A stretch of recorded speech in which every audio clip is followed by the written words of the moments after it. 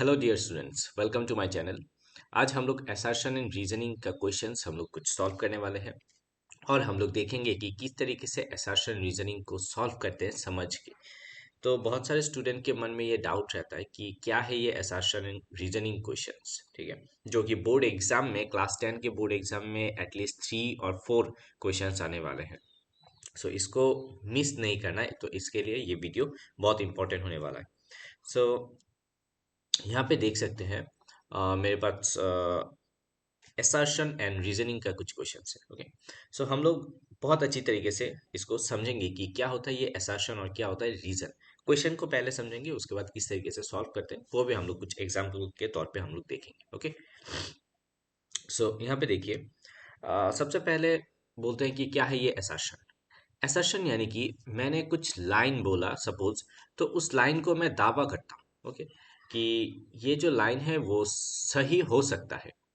तो यही है असर्शन। इसका मीनिंग कि एक लाइन दिया होगा तुम्हारे पास, देखो सपोज ये एक लाइन है, तो इस लाइन से तुम्हें बोलना होगा कि क्या ये सही है, क्या ये गलत है। ठीक है, उसके बाद रीजन।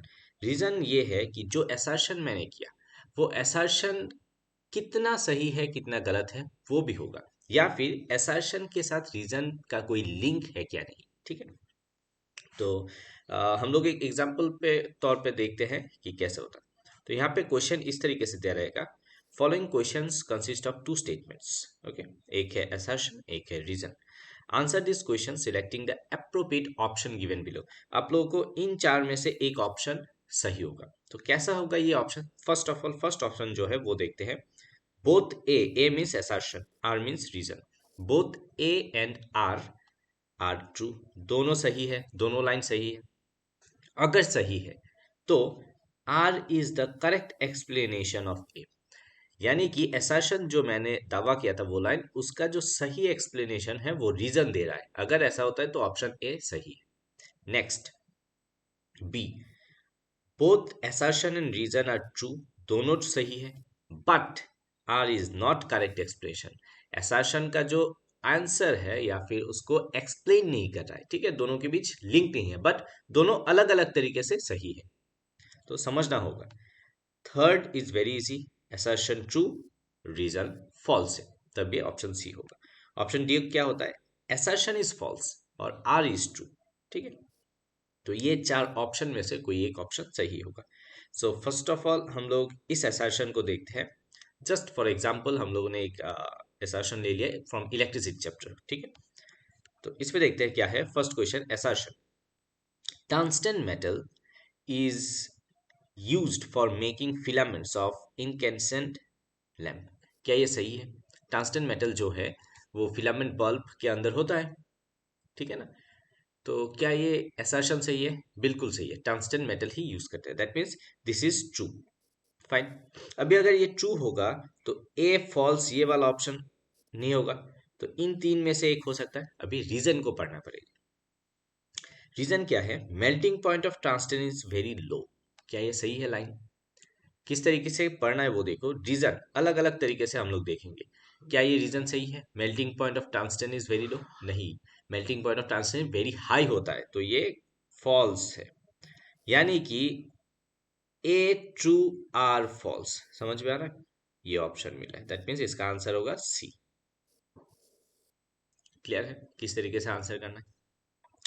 अगर एक फॉल्स हो जाता है तो ऑप्शन बहुत इजी हो जाएगा सी और डी में, बट एक अगर दोनों करेक्ट होता है तब थोड़ा कंफ्यूजन होता है, तो अच्छी तरीके से इसको पढ़ना है। ठीक है, नेक्स्ट नेक्स्ट हम लोग एक एग्जांपल और देखते हैं।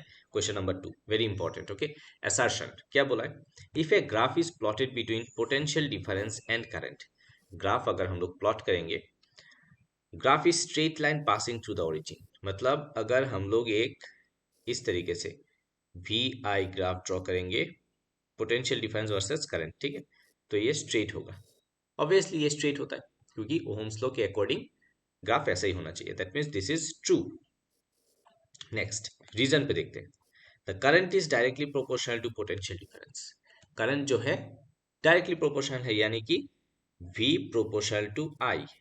दिस इज ओहम्स लॉ, ये तो पता है, दैट मीन्स ये भी ट्रू है। अभी देखना पड़ेगा, बहुत इंपॉर्टेंट पार्ट, कि असर्शन के साथ रीजन का कोई लिंक है कि नहीं। इसका जो आंसर है वो रीजन समझा रहा है कि नहीं, एक्सप्लेन कर रहा है कि नहीं। ठीक है, करेक्ट एक्सप्लेनेशन, एक्सप्लेनेशन देखना है हमें। क्या ये एक्चुअली में असर्शन का, जो असर्शन को अगर हम लोग एक लाइन पकड़ते हैं उसका जो रीजन है वो हमें मिल रहा है कि नहीं।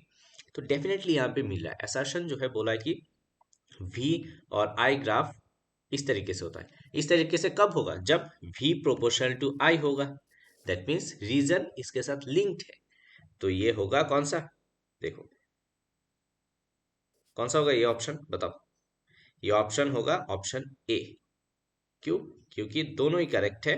फाइन, आर करेक्ट एक्सप्लेन कर रहा है। ठीक है, so this will B option A. इसका आंसर हो जाएगा option A answer. So last एक हम लोग करते हैं, अगर कंफ्यूजन रहता है तो इसीलिए हम लोग इसको, और एक थर्ड नंबर क्वेश्चन।